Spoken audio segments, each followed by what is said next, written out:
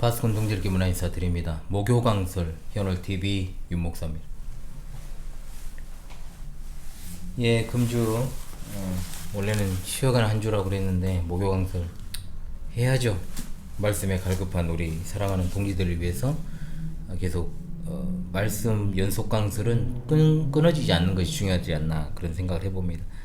예, 창세기 11장 27절로 12장 5절의 말씀을 제가 낭독하고 목요 강설 진행하겠습니다. 창세기 11장 27절로 12장 5절입니다. 데라의 족보는 이러하니라. 데라는 아브라함과 나홀과 하란을 낳고 하란은 롯을 낳았으며 하란은 그 아비 데라보다 먼저 고향 갈대아인의 우르에서 죽었더라. 아브라함과 나홀이 장가들었으니 아브라함의 아내 이름은 사레며 나홀의 아내 이름은 밀가니 하란의 딸이요 하란은 밀가의 아버지이며 또 이스가의 아버지더라. 사레는 임신하지 못하므로 자식이 없었더라. 데라가 그 아들 아브라함과 하란의 아들인 그의 자손 롯과 그의 며느리 아브라함의 아내 사레를 데리고 갈대아인의 우르를 떠나 가나안 땅으로 가고자 하더니 하란에 이르러 거기 거리와했으며 데라는 나이가 205세가 되어 하란에서 죽었더라. 여호와께서 아브라함에게 이르시되 너는 너의 고향과 친척과 아버지의 집을 떠나 내가 내게 보여줄 땅으로 가라. 내가 너로 큰 민족을 이루고 내게 복을 주어 내 이름을 창대하게 하리니 너는 복이 될지라. 너를 축복하는 자에게는 내가 복을 내리고 너를 저주하는 자에게는 내가 저주하리니 땅의 모든 족속이 너로 말미암아 복을 얻을 것이라 하신지라. 이 아브라함이 여호와의 말씀을 따라갔고 롯도 그와 함께 갔으며 아브라함이 하란을 떠날 때는 75세였더라. 아브라함이 그의 아내 사레와 조카 롯과 하란에서 모은 모든 소유와 얻은 사람들을 이끌고 가나안 땅으로 가려고 떠나서 마침내 가나안 땅에 들어갔더라. 아멘. 예. 여러분, 성경에서 중요한 인물들이 참 많습니다만 중요도에 있어서 오늘 나오는 아브라함이 차지하는 위치는 대단히 크죠. 기본적으로 이스라엘 사람들에게는 그들의 시조, 또 그가 단순한 육적 이스라엘의 조상일 뿐만 아니라 믿음의 조상이라 불린다는 데 있습니다. 믿음의 조상이라 함은 그가 지금 하나님을 예배하고 있는 우리를 포함한 전 세계 모든 참된 그리스도인들의 조상이 된다는 뜻이죠. 즉 아브라함이 소유한 믿음의 본질은 바로 우리가 가지고 있는 믿음과 동일하다는 뜻입니다. 신약성경 첫 장이 어떻게 시작을 합니까? 마태복음 1장 1절 아브라함과 다윗의 자손 예수 그리스도의 계보라. 즉 예수님이 아브라함과 다윗의 자손이라는 것이 바로 시작에 바로 소개되는 것으로 시작이 됩니다. 매우 중요한 포인트라고 할 수 있죠. 지난 강설에서도 말씀을 드렸습니다만 창세기를 크게 두 부분으로 나눌 때 그 기점이 바로 아브라함입니다. 아브라함의 등장 이후에 하나님의 계시 역사가 아브라함의 계보에만 나타나게 되죠. 그 이전에는 세상 전체를 향하여 하나님께서 계시하는 것을 볼 수 있었는데 한 가정의 가장을 선택하시고 그에게 제한적으로 계시하시는 모습을 볼 수 있었습니다. 볼 수 있게 됩니다. 노아가 살아가던 시대의 심판은 전 세계를 향한 심판이었습니다. 하지만 구원과 심판의 역사가 더 이상 세상 전체를 향하여 나타나지 않습니다. 구체적 계시를 아브라함 외에 다른 민족에게 주시거나 한 일이 없다는 뜻입니다. 자, 우리가 오늘날 우리 믿음의 조상으로 불리는 아브라함을 부르신 하나님의 뜻을 통해 하나님이 아브라함을 어떻게 부르셨고 또한 그에게 어떠한 언약을 주셨으며 이 아브라함이 어떻게 행동했는가에 주목해서 하나님의 크신 구원의 작정과 섭리사를 발견할 수 있기를 바랍니다. 아브라함을 비롯한 성경의 인물들을 대할 때 주의해야 할 것이죠. 그것은 성경에 나오는 인물들을 영으로 묘사해서 그 인물들을 신자의 롤모델로 삼는 일입니다. 사실 성경 해석에 있어 매우 주의해야 하는 이른바 모범설교라고 하는 것인데요. 성경에 어떤 인물이 이러이러하게 살았으니 우리도 그를 따라 그렇게 살아야 된다. 굉장히 도덕적 설교로 빠지죠. 자, 그런 식으로 따지면 창세기도 인물 열전이 돼버립니다. 특히 사사기 같은 책은 영웅들의 서사시가 될 수 있겠죠. 성경에서 아브라함이 차지하는 위치가 지대하나 분명한 건 아브라함의 믿음의 출처가 하나님이시고 또 아브라함을 부르신 분이 하나님이시므로 언제나 하나님 중심으로 성경 인물과 사건을 봐야지 인물과 사건 중심으로 교훈적 설교를 하는 것은 교양 강조나 도덕 시간이지 말씀의 해설 시간이라 성경 해설이라 볼 수가 없다는 거죠. 자, 이런 아주 큰 오류를 범하는 것이 주로 이제 주일학교 설교에서 이런 일들이 많이 있죠. 그 부분과 관련해서 제가 조만간에 특강을 한번 진행을 하겠습니다. 하나님께서 아브라함을 부르셨다는 사실에 주목해서 왜 아브라함인가 이게 아니라 아브라함을 선택하신 하나님의 뜻은 과연 무엇인가 이것에 주목을 해야 됩니다. 아브라함을 기점으로 역사 즉 하나님의 이야기 이 스토리가 그 중심점이 바뀝니다. 온 세상이라는 무대에서 아브라함의 가정으로 그 무대가 옮겨진 겁니다. 왜 그렇게 되었는지를 생각해야 되겠죠. 창세기에서 지금까지 있었던 일들을 쭉 열거한다면 먼저 하나님께서 세상을 창조하시고 또한 인간을 창조하심으로 그들에게 복을 주셨습니다. 하지만 인간이 하나님께 불순종해서 타락했고 그렇게 타락한 인간을 내버려 두시지 않고 또 셋의 계보를 통해 역사를 진행해 나가십니다. 노아 시대가 되어서 다시 세상은 죄악이 창궐하게 되었고 하나님은 노아를 선택하시고 세상을 심판하셨고 그 이후에 노아와 언약을 맺으시고 인류 전체를 심판하시지 않겠다라고 선언하시죠. 인간은 날 때부터 악한 존재라는 사실을 아시기에 매번 죄악이 충만할 때마다 심판하면 어떻게 되겠습니까? 세상은 심판으로 남아나지 않게 되겠죠. 홍수 이후 인간의 사악함이 다시 극에 달했습니다. 그리고 터진 사건 바벨탑. 하나님께 또 반기를 들었지만 하나님은 그들을 즉각적으로 심판하지 않으시고 그들의 언어를 혼잡하게 하심으로 그 사악한 계획을 무너뜨리십니다. 그 결과 세상은 단일 민족이 아닌 다양한 민족으로 나누어지게 되었죠. 더는 인류가 한 민족으로 하나님을 예배하는 일이 불가능하게 된 겁니다. 그러나 하나의 민족을 이루어 복을 주시려는 하나님의 작정은 끊어지지 않고 계속됩니다. 하나님께서는 이 구원의 작정을 이루시려고 아브라함이라는 한 사람을 택하셨습니다. 우리 인간은 언제나 인과관계의 틀에서 모든 걸 바라보는 경향이 있죠. 원인이 있기에 결과가 있다. 인과법칙이죠. 물론 통상 그 법칙은 상당 부분 현실 속에서 적용이 됩니다만 만사 만물을 다스리시며 통치하신 하나님은 인과관계를 비롯하여 자연법칙이라고 하는 것을 만드신 분이십니다. 그러므로 그 틀에 얽매이실 일도 없죠. 왜? 만사 만물의 주인이시고 경영자이시기 때문에. 그러므로 우리가 아브라함이 선택되었을 때 아브라함 자체에 주목해서 아브라함에게 뭔가 특별한 것이 있었다라고 생각하면 안 됩니다. 하나님이 떠나라고 명하시니까 바로 떠난 그의 신앙이 얼마나 위대한가 이런 식으로 말이죠. 그러나 우리가 좀 더 이것을 살피는 것이 중요합니다. 일단 아브라함이 살던 곳은 갈대아 우르라는 지역입니다. 즉 하나님께서 약속하신 땅 가나안이 주무대가 아니고 온갖 미신들의 시궁창이자 귀신들의 처소라 불리는 바벨론 지역에서 살았다는 말이죠. 즉 가나안 땅을 약속의 땅으로 주시려고 하는 것에 있어 가나안 사람을 택하실 수도 있었지만 하나님은 갈대아 지역에 있던 아브라함을 택하셔서 가나안 땅을 약속하신 겁니다. 즉 이스라엘 민족에게 가나안 땅은 하나님의 선물로 주어진 것이죠. 우르라고 하는 것은 우상들이 아주 많은 도시였습니다. 그야말로 미신들의 시궁창이라 불릴 정도의 메소포타미아 문명의 발상지, 무역과 상업이 번창한 곳이었고 바벨탑을 연상하게 하는 지구라트라고 하는 큰 신전이 있는 곳이기도 했습니다. 이처럼 우상이 가득한 도시에서 아브라함이 여호와 하나님께 대한 신실한 신앙이 있었기에 그를 선택했을 가능성은 희박하다. 아브라함의 아버지가 데라입니다. 데라. 그는 우상을 섬긴 사람이라고 여호수아 24장 2절에 나오죠. 따라서 아브라함이 믿음이 있어 선택받았을 가능성은 이제 사라집니다. 당연합니다. 창세기만 봤을 때 데라의 가족이 어떻게 갈대아 우르 지역을 떠났는지를 알 수 없어요. 그러나 사도행전 7장에 나오는 스데반의 설교를 통해 이 당시 정황을 알게 됩니다. 아브라함이 하란에 있기 전 갈대아 우르에 있을 때 하나님께서 아브라함에게 처음으로 나타나셨습니다. 스데반이 강조하는 것은 바로 아브라함의 출생지가 가나안이 아니라 메소포타미아였다는 거죠. 이걸 토대로 해서 12장에서 하나님께서 아브라함에게 나타나신 것은 첫 번째가 아니고 두 번째로 나타나신 겁니다. 갈대아 우르를 떠난 아브라함의 가족이 머물고 있던 곳은 하란입니다. 이해가 쉽게 제 아내가 신안에서 신안 출신이거든요. 신안에서 배를 타고 건너왔으면 광주로 와야 되는데 목포에 머물고 있는 겁니다. 목포에서 이제 정박을 하자 이제 배가 머물고 목포항에 이제 들어오는 거죠. 그런데 그가 왜 하란에 있었을까? 우리가 어찌 알아요? 그죠?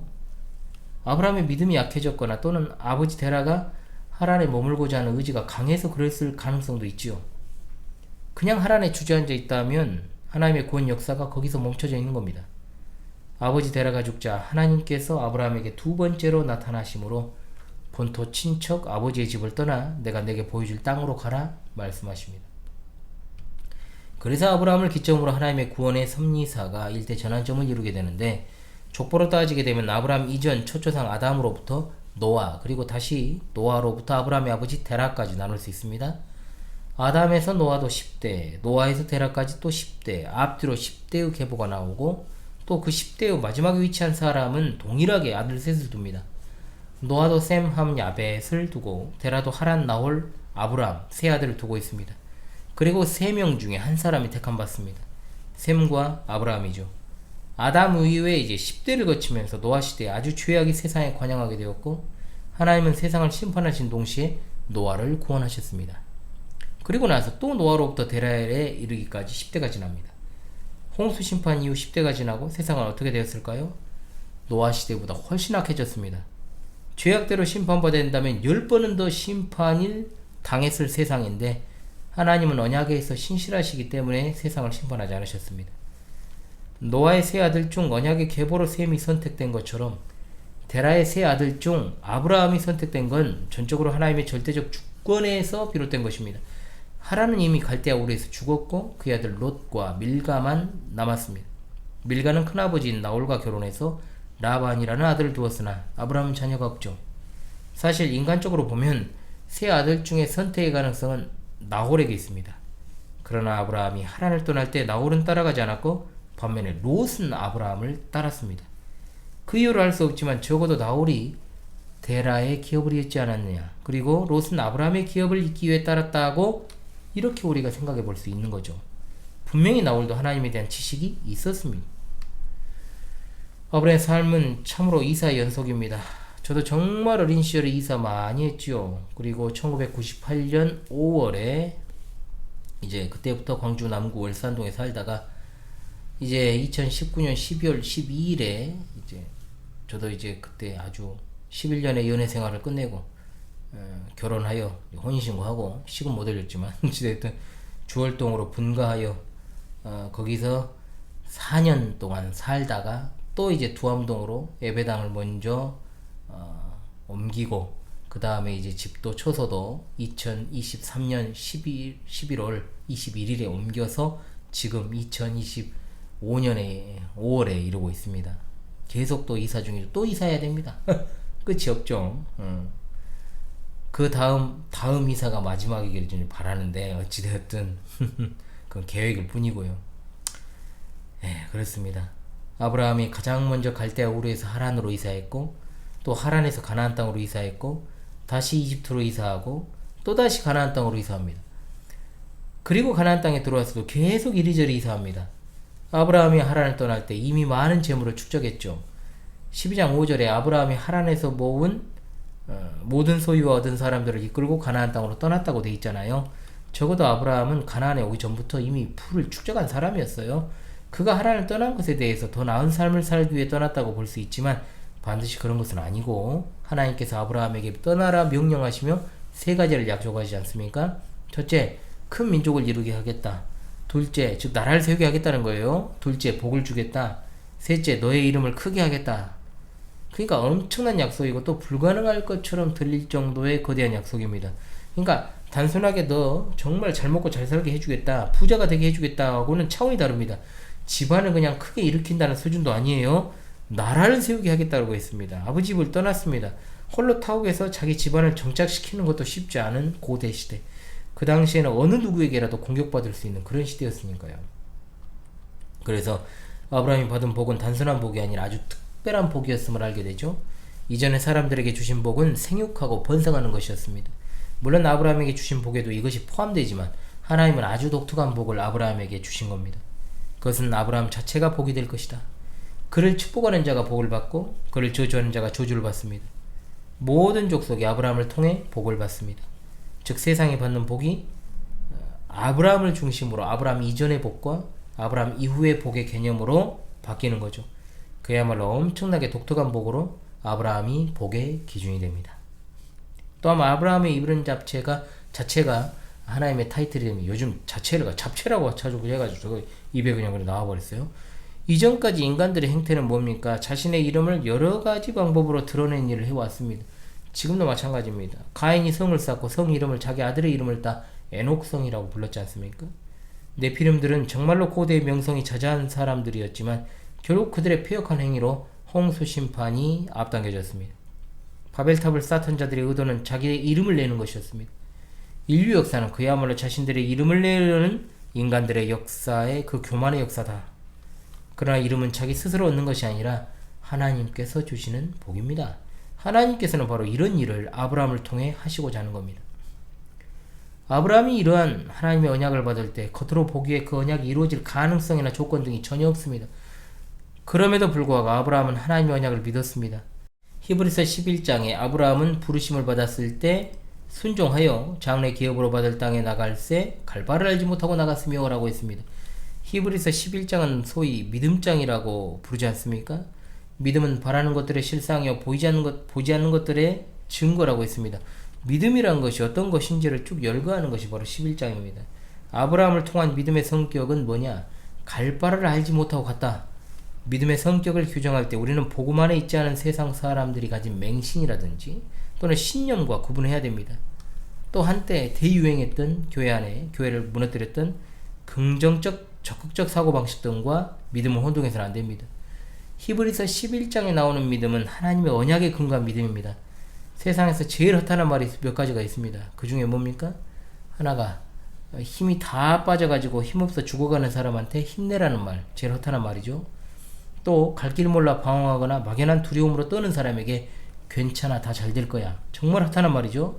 이런 말들은 아무런 근거도 없고 확신도 없고 전혀 도움되지 않는 그야말로 막연한 신념이죠.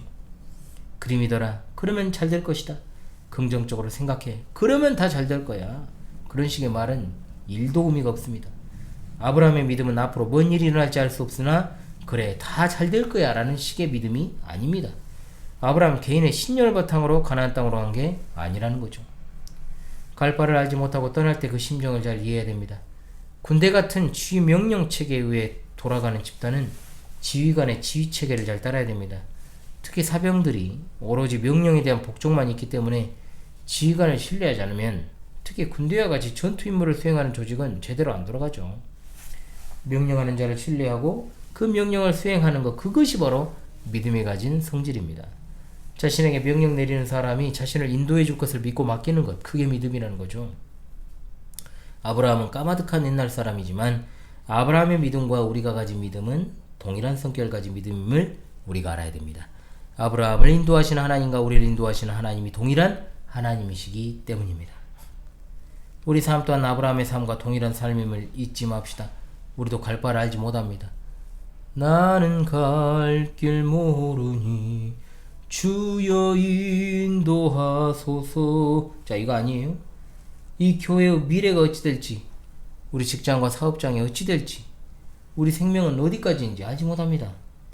아브라함은 큰 민족을 이루게 될 것이라는 약속은 받았지만 현재 자식이 없습니다. 그러나 이 영상을 시청하신 여러분은 자식 있잖아요? 자식 있잖아요. 저도 이 부분을 아주 예전에 설교할 때만 해도 자식이 없었습니다. 하나님께서 딸을 둘 주셨습니다. 제가 발버둥 친다고 자식을 얻게 되는 것도 아니더라고요. 진짜 제가 발버둥 친다고 해서 결혼을 하게 되는 것도 아니고요. 단지 하나님만 믿고 지금까지 살아오니까 하나님께서 제게 아내도 주시고 소중한 두 딸도 주셨습니다. 그렇습니다. 우리는 하나님이 우리가 어떤 환경에 놓일지라도 살아 역사하시는 하나님이시, 우리와 함께 하시는 하나님이심을 믿습니다. 이번에 문제로 임마누엘이란 뭔 뜻이냐고 학생들한테 문제를 냈더니 맞춘 놈이 하나도 없어요. 이게 배우면 뭐 할 거냐 이 말이에요. 진짜 이거 얼마나 이게 이 복음의 핵심인데 그게 그걸 몰라요. 다른 거 이상한 소리 해놓고 막 무슨 막 누가가 직업이 뭐냐고 해놨더니 장의사라고. 이제 아유, 근데 이제 교회 미래가 어두워 가지고 그냥. 아휴, 아무튼 그래도 하나님 믿죠. 하나님은 우리 아버지시니까 아버지가 자녀에게 선한 것을 주실 것을 의심하지 않고 이 자녀들을 하나님께서 길러주실 것을 저는 믿어 의심치 않습니다. 비록 지금은 참 헷갈리지만요. 갈 바를 알지 못하는 걸 답답해하지 맙시다. 갈 바를 알지 못하기 때문에 우리가 하나님을 신뢰하는 겁니다. 내가 갈 바를 다 알고 어떤 일에 결정해 있어. 그 결과를 다 알아버리면 내가 지휘관이지. 내가 따라야 할 지휘관 더 이상 없잖아요. 그리고 그 인간 지휘관이 다 합니까? 세상에 속한 사람과 하나님께 속한 사람의 차이점이 바로 이 지점이잖아요. 세상에 속한 사람은 자기가 인생의 지휘관입니다. 자기 자신을 전적으로 신뢰합니다. 자신이 계획하고 자신이 실행하고 자기가 결정한 일에 있어 결과를 얻습니다. 온통 자기가 주인이 되어 살아가는 삶이죠. 자신이 주체가 되어 살아가는 삶이 여러분 부럽나요? 하나님이 주체가 되시기 때문에 우리 삶은 갈 바를 알지 못한다고 해도 견고한 겁니다. 미래에 대한 막연한 두려움이 많죠. 저도 있고 여러분도 있고. 저도 인간적으로 생각을 하면 우리 애들 보면 상태를 보면 진짜 답답해요. 사실은. 그러지만 두렵고 떨리지만 일단은 어떻습니까? 나의 삶부터 떨리고 교회 그리고 장차 우리 자녀들이 겪게 될 극심한 어떤 배도와 불신앙과 영적인 혼란과 반기독교적인 사회 현상들 더 이제 어려워질 거 아닙니까? 그랬을 때 진짜 어떻게 해야 될까? 그러니까 제가 파수꾼 동지들과 더 진짜 하나가 되고 진짜 믿음으로 연합해서 이 험악한 시대를 갖다가 진짜 이겨나가야 되지 않느냐. 그러니까 제가 정말 만남 자체가 소중하고 소수라고 할지라도 진짜 함께하는 것이 얼마나 중요한가. 이런 어떤 두려운 요소가 시시각각 현실화되는 것도 두렵고 그렇죠. 그럼에도 계속 두려워하는 건 믿음이 아닙니다. 하나님이 온 세상의 주관자 되시는 분이 우리 하나님이시고 우리 아버지신데 뭘 걱정하겠습니까? 저도 이 세상 살아가면서 절대적으로 신뢰하는 사람이 있습니다. 그렇잖아요. 일단은 하나님께서 나로 하여금 선택하게 하셔서 또한 배필이 되게 하신 제 아내 그리고 정말 우리 광주 신실한 교회 속한 하늘 가족들 우리 파수꾼 동지들 그리고 제 영적인 스승 목사님 솔직히 말하면 나머지 관계하는 사람들은 뭐 모르겠어요. 그다지 제가 신뢰도 하지만은 신뢰하지 않습니다. 별로. 그러나 아무리 이 세상에서 정말 신뢰할 만한 사람이나 환경이 있다고 해도요. 하나님보다도 신뢰할 수 있는 것은 아무것도 없습니다. 무엇을 믿겠습니까? 내가 믿고 의지할 수 있는 건 하나님이시니까 살아갈 수 있습니다. 아브라함에게 주신 복을 기억합시다. 이것은 예수 그리스도를 믿음으로 말미암아 받게 될 영적인 복입니다.